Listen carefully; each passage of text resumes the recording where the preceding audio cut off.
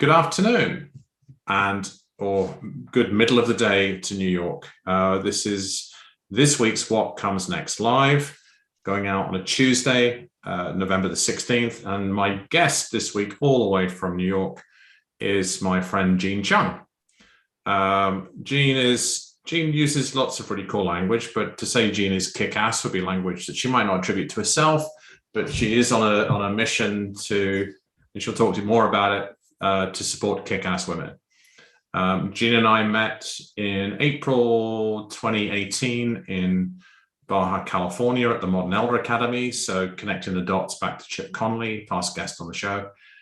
And we ended up going to a wedding of somebody in our cohort in Northern California a couple of months after that.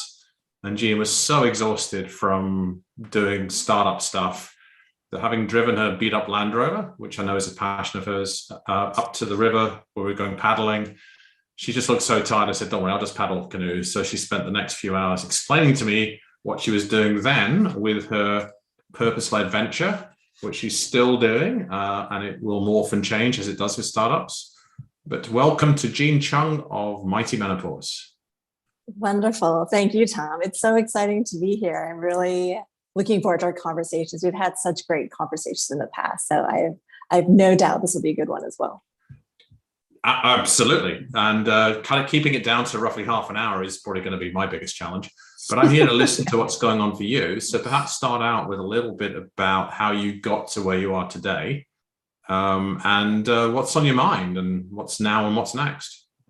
Yeah, absolutely. I like telling this story because I used to think about my professional career, my life career as very disjointed, and I couldn't really find any through lines. And what I'm doing right now kind of pulls on everything in my past, which feels really good because it feels really kind of integrated.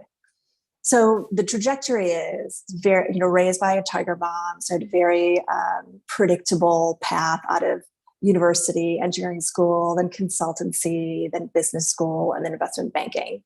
And that was just very, very predictable and enjoyable. And it pushed myself and I learned a lot. And then I quit being an investment banker and became a yoga teacher, which was pretty much the full 180, completely different direction.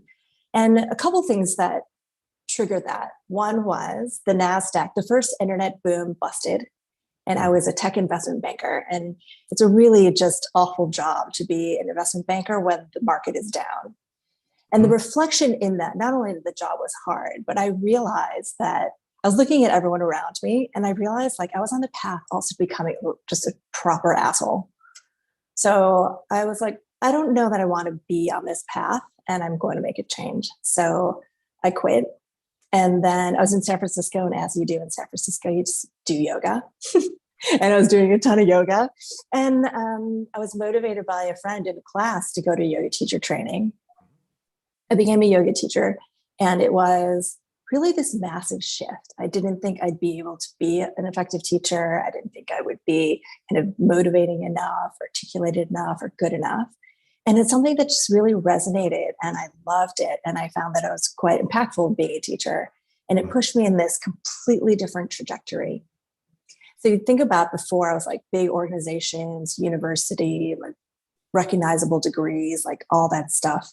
And I'm in this place where I'm teaching yoga, I'm teaching part-time, going from studio to studio. And then I had this opportunity to open a yoga studio in Singapore, to leave San Francisco and go to Singapore. And this is just thinking about it now, it's so wild. I used to think I was not a risk taker at all. And there I was, leaving my friend network, my amazing life in San Francisco, to a place I'd never even been before. I knew no one, to kind of pursue this dream of opening a business studio. Business studio, a yoga studio.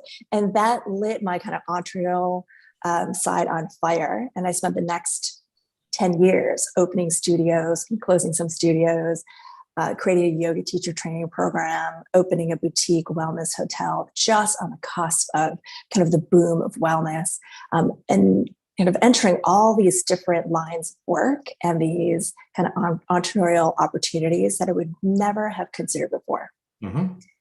So that was a massive shift. And the other thing that is kind of the more important part of it for me is I found kind of a vocation, a work where I was working directly with people, like in the exact moment of transformation, of these aha moments. And it was so juicy. And I thought, wow, like it's one thing to close a $20 million deal. It's another thing to watch someone to go from like a shy yoga student to a really passionate yoga teacher where they're now guiding other people along the path. And participating in that and creating that environment for people, so rewarding. And from there, I decided I want to be closer to impact on people. Right. So less about creating services or raising money, but more like how can I impact people directly? And then the third part is I started to age. And so now I'm 53, pretty sure I'm 53. Yeah, so I'm 53. And I started, in my 40s, as it happens for women, the hormonal changes, symptoms start to occur. And there's this new awareness of like this next phase of life, an awareness that's not really tied to any education. Right. So we're all kind of like bumbling around in our daily lives, like what is actually happening? And as I researched more and more, like what was happening to me, what was out there available for women, the status quo around women's health and the status quo for this kind of youth obsessed culture that older women are trying to like hold their space in society. And there are all these things that were so compelling. And I was like, I got to figure this out. Like menopause, even 5 years ago, I mentioned the word, it would shut the room down. Women, men, no one want to talk about it. And now it's more commonplace and there's more attention, which is great. But at that time, I was like, okay, this is a thing. It needs to be changed. Both men and women are coiling from it when it's just a natural process. And from that point, I was like, okay, I'm going to figure this out and fix what I can. Cool. And I remember sitting with you in that canoe while you downloaded to me about your business, but actually more about where society is, the lack of education of it. So I know things will have moved on. That was 3.5 years ago, but I know things will have moved on in society, but also with what you're doing. I'd love to hear what you're doing now and what's next. The starter point for me, which is, and I've now become an evangelist for awareness around this, as you could probably imagine, because you're quite a force of nature, and I just want to amplify what I learned from you. And I'm 56, so I know a number of women who are. Here's the clarity that I first of all didn't have, and I think in the UK, a country of 60 million, still similar to the US, does not have this clarity of the distinction between menopause and perimenopause. It's getting better. But it's quite a shock sometimes for women, and they start feeling symptoms. They start looking at it and they go, oh, I'm not menopausal, I'm perimenopausal. Okay, what does that mean? And how long does that last? And what it's about? And what can they do for me? And we do have universal healthcare over here, for example, so very different from the US. However, it does have resource constraints. So the GPs tend to have a very limited playbook they can use. Yep. And they go, well, we'll put you on meds. And then what if those meds don't work? And what about the next lot? So where is that? Where is the societal understanding of it? And as a starting point, and what can, because people listening to this will be interested, and where are we with it now? But then what are you focused on? Because I'd love to hear about that. Yeah, I look at kind of two directions, really. So from 5 years ago, we weren't really talking about it. It was almost like just clouded in kind of this almost a shame around it. We can't talk about it. Yeah. And now it's opening up. Companies are launched, products are out there, investors investing. It's mentioned in Forbes and New York Times, The Guardian. They're talking about it's this opportunity, and there's so much that needs to be done. So we're lifting kind of the level, which is great from a macro perspective. What I also love about it is this nuance. Then it's very important nuance that we talked about, which is perimenopause. So if you think like women didn't know about menopause kind of as a broad swath, they didn't know anything about perimenopause, as you know from your friends, as I know from my own experience, and all the women I speak to. And so getting to that level of specificity is so valuable. And that is kind of where I'm going. One of the things that I started with was focusing on perimenopause. I designed a supplement specifically for perimenopause symptoms that, in my opinion, is one of the best out there. But that was to really understand that there is a need to recognize hormonal differences in perimenopause and postmenopause. Right. And so before I go too deep, it's a very big distinction that this is what I like to say to people. When you think about menopause and you think just kind of from the medical definitions, ovaries are no longer producing estrogen. So we're thinking, okay, no estrogen. Therefore, all the symptoms, the simplistic interpretation, all the symptoms come from lack of menopause, lack of estrogen. Right. Like, okay, let's do something about that. And let's try to replace estrogen. Okay, that's one line of thinking. The challenge here is that in perimenopause, what happens first, the way I like to describe it, it's like your body's like, okay, this is the last chance, all hands on deck, chuck everything into the system. What happens is estrogen actually goes up. It's super volatile. And on average, it's very high before it starts to drop. And so we're in a situation where the mindset is zero, lower, no estrogen. But in reality, women have high estrogen and unpredictable estrogen. So that distinction is hugely important because it impacts design of treatment. Right. It impacts understanding of symptoms. So it's not just HRT. In fact, it's not HRT until postmenopause. Right. And the challenge there is because we're chucking hormones into women's bodies, and now there's like a regularity because you're getting kind of the same every day, it can have a positive influence. Right. But there's larger effect. Like if you keep chucking estrogen in an estrogen high situation, there are a lot of potential consequences there, negative consequences.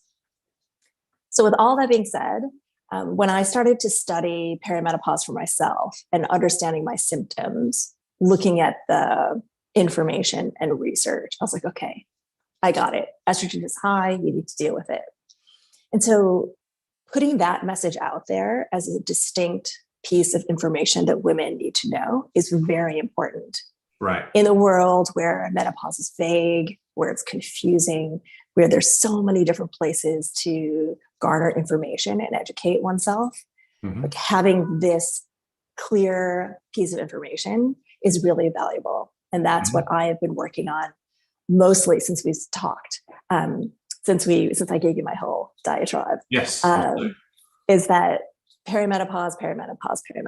Let's talk about it. Let's find the communities. Let's share why I designed this and how it's impactful, because that's the starting point. Well, that's another layer of learning for me, because over here, it's, they really just chuck different HRT pills at people, even if they're in perimenopause. And the menopause definition that I've seen is 12 consecutive months without a period. Yep. Okay. This got blown out of the water with somebody I know who, because they'd had, I think it was fibroids or something, right, quite seriously for a long, long time. And they had a procedure in their early 40s. That catapulted them into what they thought was menopause. Right? They haven't had any periods since, and it's been many years, right? Then they hit their early 50s, right? And of course, menopause can happen at different ages. And all of a sudden, they're getting all the symptoms. It's fascinating. So somehow, because from some surgical intervention and other things that may have happened to them, as far as they and the doctors are concerned, oh, that's it. Well, you just got catapulted through it and you didn't have any symptoms. You're all good. And then years later, all of a sudden, they're getting a number of the classic symptoms. Yes. Hot and cold, moods, all kinds, and they're going, what's happening to me? And right. So this distinction of you're no longer producing estrogen is important, because obviously at some level, but for whatever reason, they weren't then eggs weren't coming out in a period and this kind of thing. And it's, I feel a little bit odd as a bloke looking at this, but I'm really fascinated by it because it impacts half of the world. But that's a very important distinction you've got there, because it's not the definition the GPs are using. Absolutely. And there Yeah, well, there are a couple points I would make. And this is another thing I always try to share is the word menopause is used in different contexts. Yeah. So one is the technical definition, where a doctor would say, it's been 12 months, you haven't had a period, you officially have hit menopause, and now you're in like your post-menopause phase. So like you've hit menopause, you've gone through menopause, you're in menopause, like that point where your ovaries are no longer producing estrogen. Mm-hmm. So like there's like a state of menopause. Yeah. There's a milestone of menopause. Yeah. Then there's also menopause as the transition, mm-hmm. which would include perimenopause. Mm-hmm. So I consider myself like in the menopause transition. My hormones are kind of all over the place, finding their way to a new normal. I consider this menopause, and I say often this is the symptomatic time of menopause. Right. Most women have like all these crazy symptoms during the time of transition. Yeah. And so when you start reading blogs, like, is it menopause the milestone? Is it menopause kind of the life stage? Is it menopause like we go through puberty? That we also, there's an aspect of menopause. We go through menopause to then be postmenopausal. We go through puberty to be post-puberty, but we never say post-puberty. Yeah. That's interesting, right? Isn't it? Yeah. So I always love to share that too, because then it helps people frame when they hear the word menopause, what it actually means. So is that more of it becomes when you're post, does that mean that things are more stable and stasis and status quo kind of thing? Well, they're moving towards like the other point of clarification I would provide is you stop having period for 12 months and then you're like in early post menopause. And that's when like things are moving to their new normal, moving to their so it's not like flicking a switch. No, not at all. And then at later post-menopause, this is when for most women, it's totally stable. Right. Most women hear like, oh, menopause, I don't remember. Everything's great over here. I'm so happy. Like that stage is waiting for all women. And the other thing I'll add is in your friend's story is this, which I think is where this goes next and where I'm really focused on figuring out how we get there. Right. Is right now, it is without question, guesswork. So your friend had a treatment. She didn't have periods. The GP is like, well, it must be menopause. Must be. Yeah, they're guessing. Right. And then they close the file and she goes home. Right. So then 10 years later, she shows up. She goes, holy crap, like all this stuff is happening. And the doctor looks at the file and says, well, you're supposed to be in menopause. I don't know what's happening. Maybe you have cancer. Then they just go to like this other place. Yeah. Right. Or they chuck hormones in you and they actually don't understand her. They didn't understand what was happening hormonally at and after her procedure. They don't test it. Or so is this where you're looking at now? Is that actually how do we assess, how do we test, how do we do bloods and this kind of thing? Right. Yeah. And how do we assess hormone levels in a way that will give us longitudinal insight? It's one thing for your friend to have a test at 42 and another test at 52. Like that, okay, fine. Like we've tested her, but I'm going to tell you those two tests will tell us nothing. Yeah. Right. There's really no point. And often the GP will say, well, if we do one test, it's not really useful. And I completely agree. What I want to get to is where women can test regularly, every quarter, every month, that it's cheap enough and robust enough that a woman can understand how she's changing. So when would, of course, you're in the States, I've got the lens of universal healthcare and proactive medicine. And using that lens for a moment, so it's a wish list for Americans because you have to make it affordable to the individual, whereas here it's to be affordable to the state, right? In terms of they have to look at, is it as we know with certain, I support some medical charities in my role as a coach or facilitator, and some get tons more money than others. Some are sexier, some are better runners, businesses, etc. But the actual, life cost or micro noughts to some of them is not level with how much money they get. So how if we think about if I think of it like in a business, this is you as an engineer and an investment banker, right? If we said that, okay, we'll make testing, there's been a revolution in this in terms of, say, COVID testing. Like it went from nothing to The Right. government here gives you free lateral flow tests, as many as you want, because they want people. There is a parallel there because they want people testing all the time.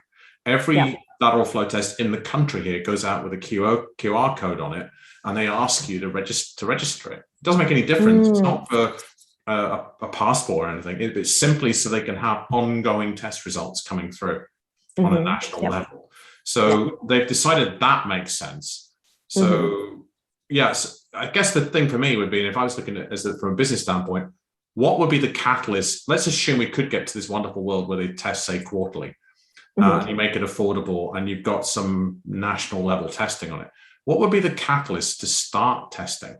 Like if I'm thinking in this conversation, if we reach in this podcast, when it goes out to people and you push it out and I send it out, if we reach one woman who gets a easier transition through menopause through this, that is, that's the direct impact that you're talking about, and it means a lot to me as well.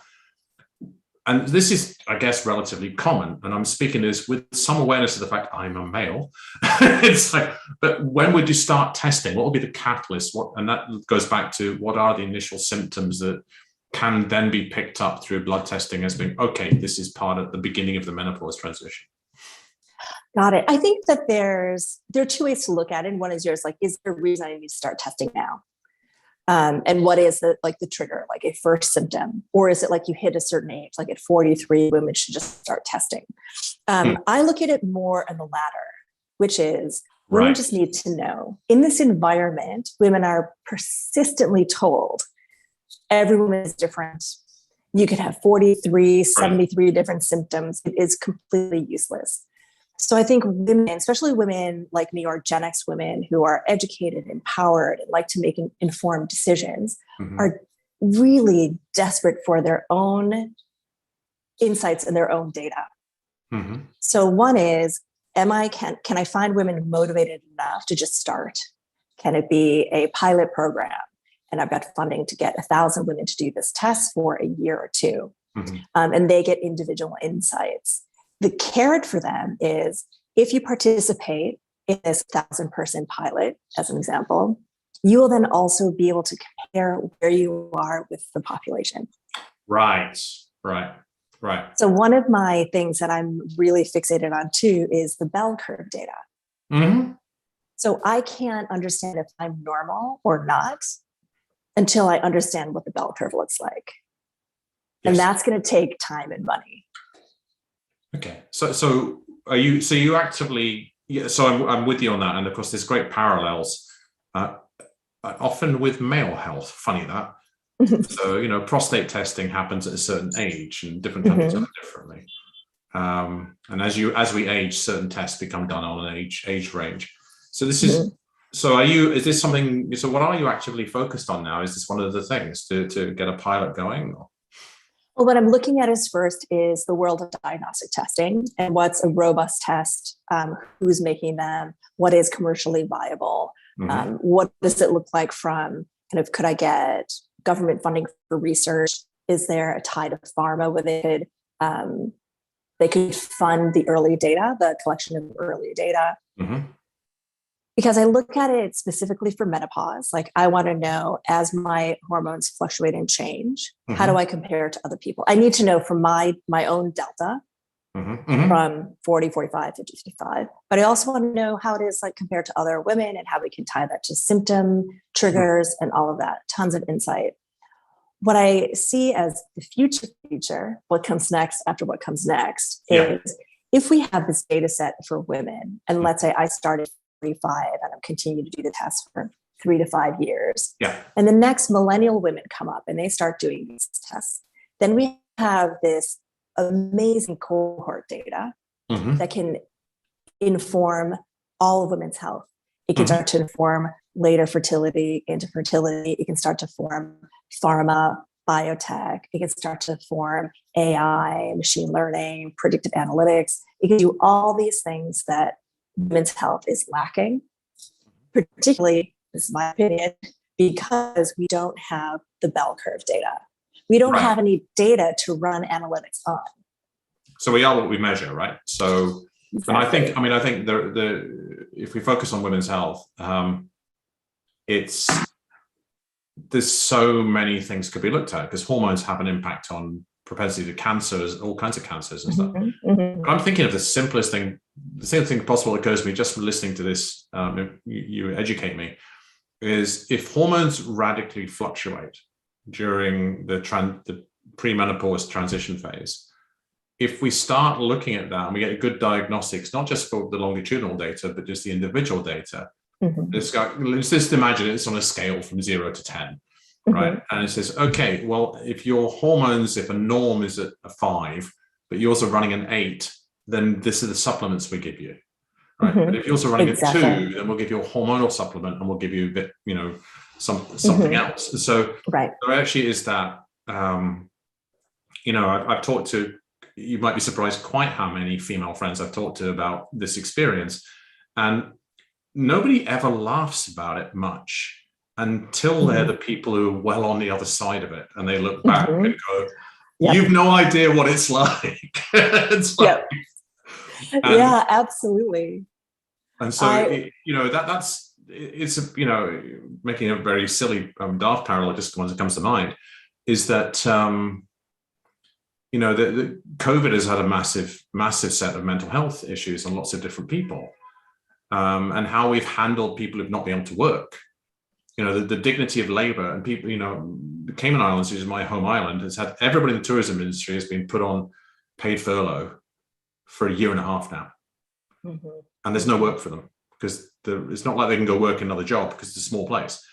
And, what impact does that have? And the impact can be how you structure that and what you do, because if you provide us learning to do at the same time, or retraining, people have motivation, etc., rather than just sitting at home watching Netflix, right? And we've got half of the population that definitively will go through a multi-year, because I don't think it's ever less than a year, and it could be 3, 5, 7, 10 years, right? Multi-year period of which will affect lots of things, including those changes and fluctuations are mental health issues as well as physical health issues. Oh, absolutely. And I've heard a new statistic that there's 2 points where women drop out of the workforce: 1 at their first pregnancy, and 2 at menopause. And Never it has heard that, but it makes perfect sense, doesn't it? And it has huge productivity impacts. So there's a lot of conversation about dealing with menopause in the workplace and what employers can do. It's a big deal. And I think that I'm really, as you know, dedicated to figuring out. I'm looking at what are the inroads to get this data? That to me is the huge, complicated challenge. But I think it's going to change everything for women. Well, this whole conversation and everything you talk about on this is so both enlightening and has deep potential power. The language now being used in a lot of the English-speaking world is EDI, and it's not equality, it's equity, equity, diversity, and inclusion. So it's not everybody getting an equal chance; it's everybody getting the chance they need.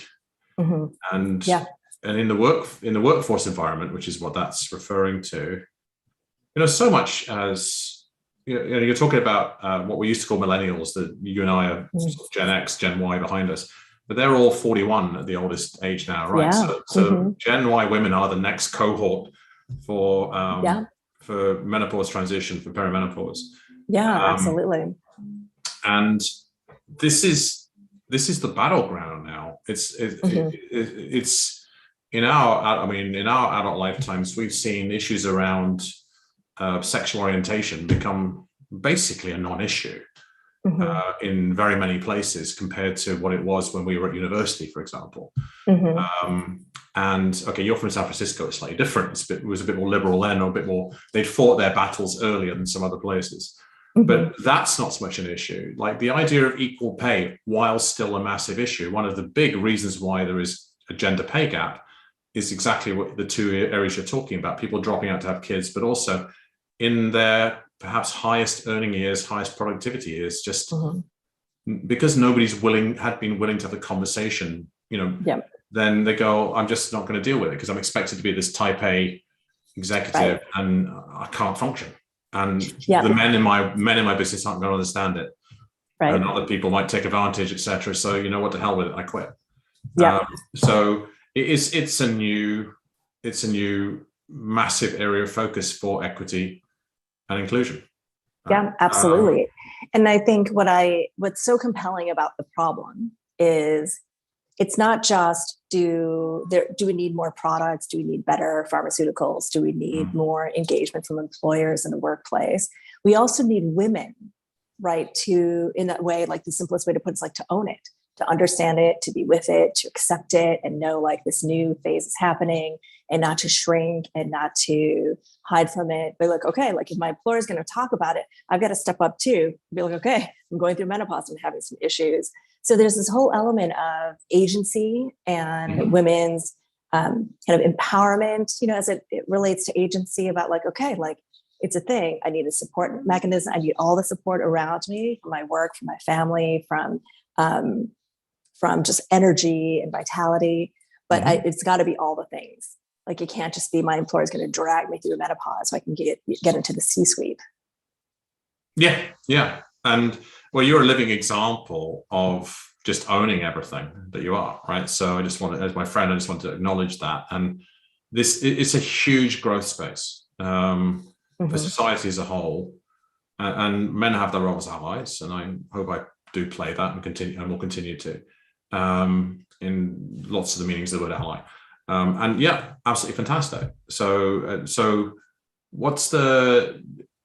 that's what you're focused on, right? So that's what I'm focused on. Yeah. So I guess there's been some really key messages, and you've been in startup world and pitch world long enough that you've done a great job of repeating your messages.